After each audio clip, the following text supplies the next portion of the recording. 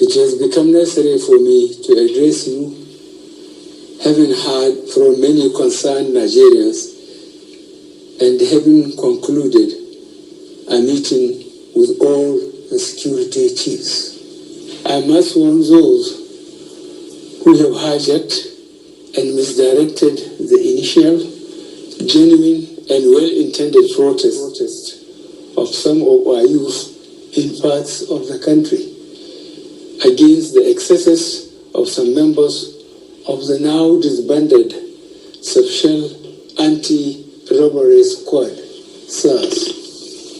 On Monday, 12th October, I acknowledge the genuine concerns and agitations of members of the public regarding the excessive use of force by some members of SARS. The choice to demonstrate peacefully is a fundamental right of citizens as enshrined in Section 14 of our Constitution and other enactments.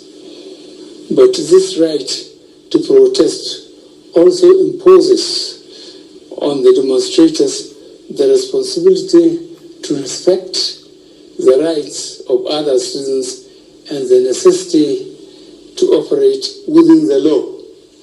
As a democratic government, we listened to and carefully evaluated the 5-point demands of the protesters.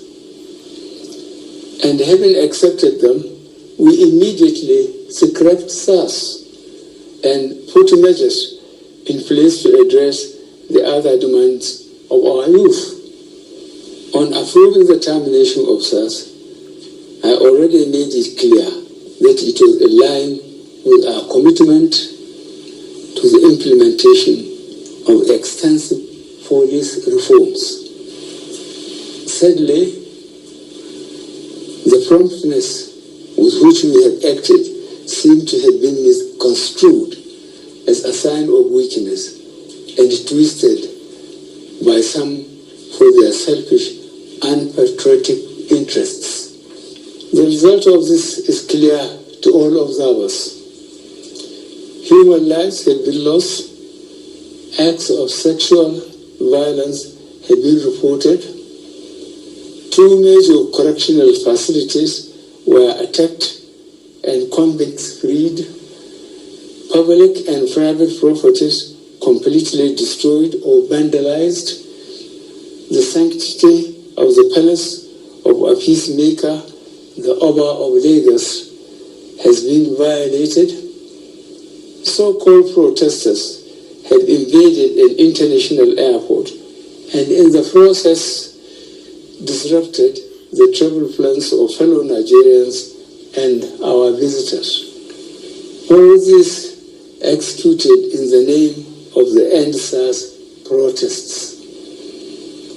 I am indeed deeply pained that innocent lives have been lost. These tragedies are uncalled for and unnecessary.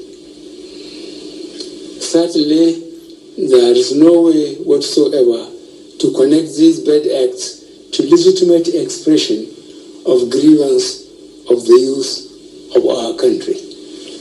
The spreading of deliberate falsehood and misinformation through the social media in particular, that this government is oblivious to the pains and plight of the students is a ploy to mislead the unwary within and outside Nigeria into unfair judgment and disruptive behavior.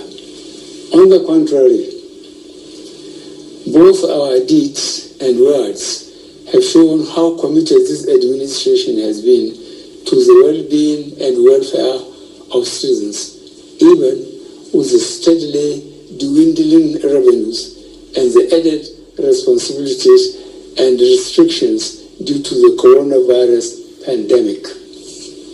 Government has put in place measures and initiatives principally targeted at youth, women, and the most vulnerable groups in our society. These included our broad plan to lift 100 million Nigerians out of poverty in the next 10 years.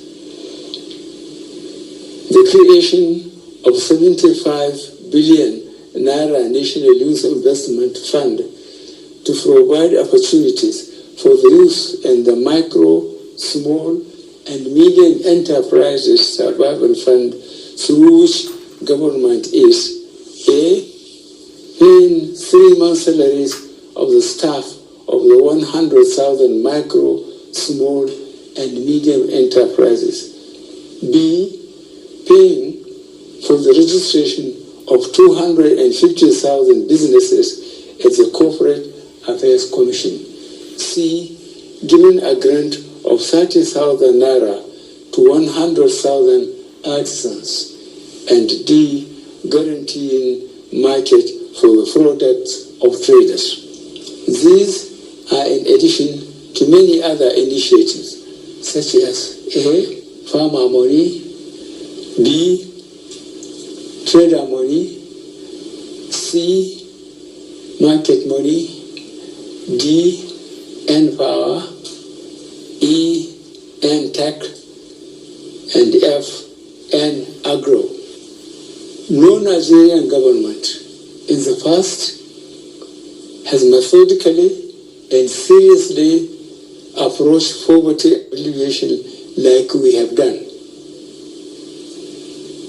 With regards to the welfare of police personnel, the National Salaries, Income and Wages Commission has been directed to expedite action on the finalization of the new salary structure of the members of the police force. The enrollments of other paramilitary services are also being reviewed upwards. In order to underscore the importance of education in preparing youth for the future, this administration has come up with a new salary structure and other incentives for our teachers. Let me at this point reaffirm the federal government's commitment to preserving the unity of this country. We will continue to improve good governance and our democratic process, including through sustained engagement. We shall continue to ensure that liberty and freedom, as well as the fundamental rights of all students, are protected.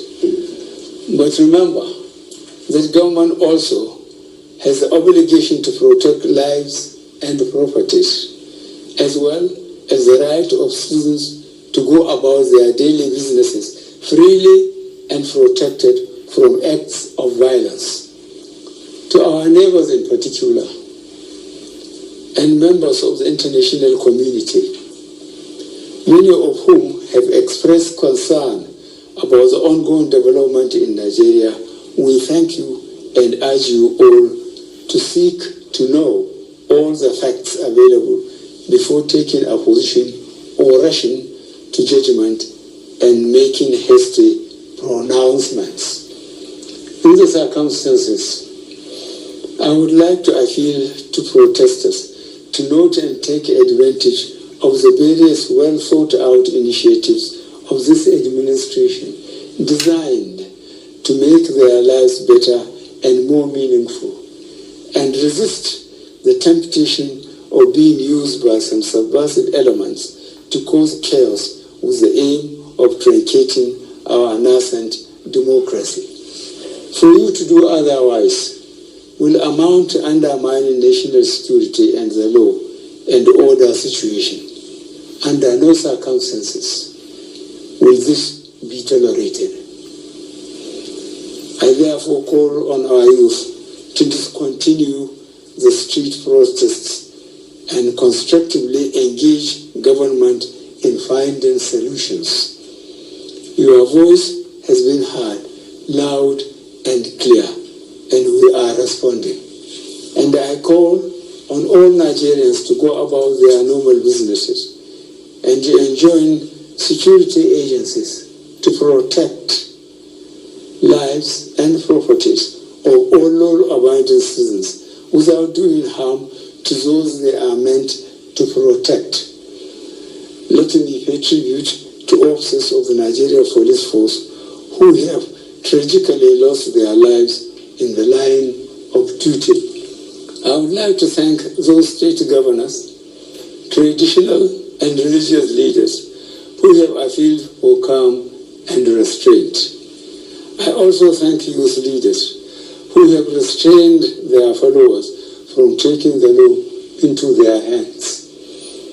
This government respects and will continue to respect all the democratic rights and civil liberties of the people, but it will not allow anybody or groups to disrupt the peace of our nation. Thank you all. God bless the Federal Republic of Nigeria.